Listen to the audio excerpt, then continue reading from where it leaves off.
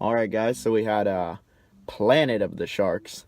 Now we have Empire of the Sharks, which is the sequel with nobody returning, I guess.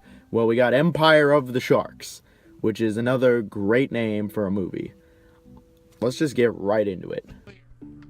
So, for the plot of Empire, it's still in the same world as Planet of the Sharks, where global warming has flooded the Earth and sharks run amok. Here there is some Mad Max shit going on where some big cult leader is able to control the sharks. He uses this as intimidation and is able to get what he wants from the other towns that are alive on the water. And this guy from the town wants to stop them and save his lady friend that the Mad Max people take. I really like the setting of the movie and the general tone, but the plot itself I thought was generally underwhelming. It was just really not that good. It was really depressing and really has not a single happy part to it at all. Not even really the end. There's just no comic relief, it's just constant depression the entire movie. I was not a fan of how depressing the movie is. There really is like no hope the entire movie. I was not a fan of any of the characters in this movie. I thought the villains were bad, I wasn't a big fan of the main woman, and the main guy was just terrible. He's just such a goof. He messes up multiple times and is just generally unlikable. He had a good heart, but he just wasn't likable and he made you cringe. I don't really like the whole story being told of the sharks being controlled by them. Like, how the hell did they even get this technology or anything when there's just nothing left in the world? And there was just weird little plot holes in this movie that made no sense. So I just can't get behind this story at all. I think it's bad.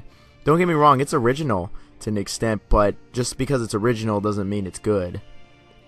When it comes to the screen time of the sharks, it was pretty lacking in this movie. Don't get me wrong, it's not total crap, but it's not very good in this movie, and Planet had it much better than this. They just didn't have enough time for the sharks. They hyped him up a lot. And like so much the sharks are hyped up and they're barely even on screen. They talk about how he controls them, how he's super powerful and all that. But there wasn't enough screen time for me to even think that, honestly. I'd say if they added about 5 to 10 more minutes of them controlling the sharks and you seeing this, the problem would be fixed. But that's not the case. So what we're left with is not enough screen time for the sharks.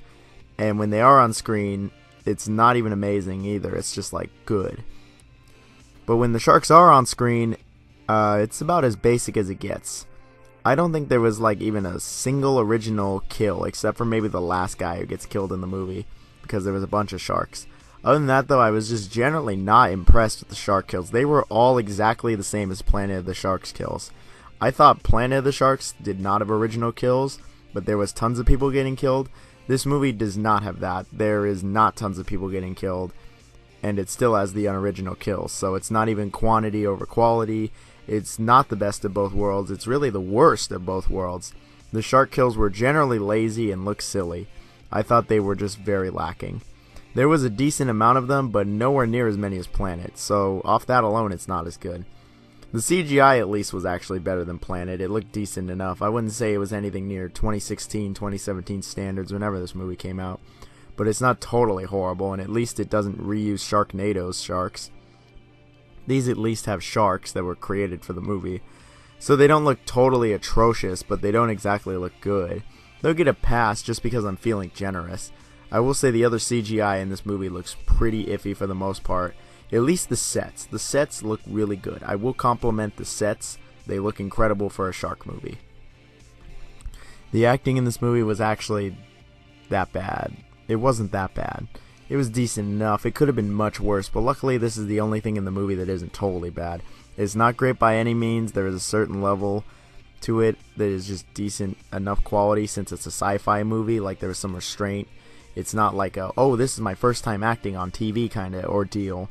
Like everyone has accents in the movie also, which usually hides bad acting for me. So maybe they were bad and the accents hit. I'm not really sure. I'll just say the acting was alright. There was a few times though where I actually just laughed because I don't know if it was a goof or what, but the acting made me chuckle.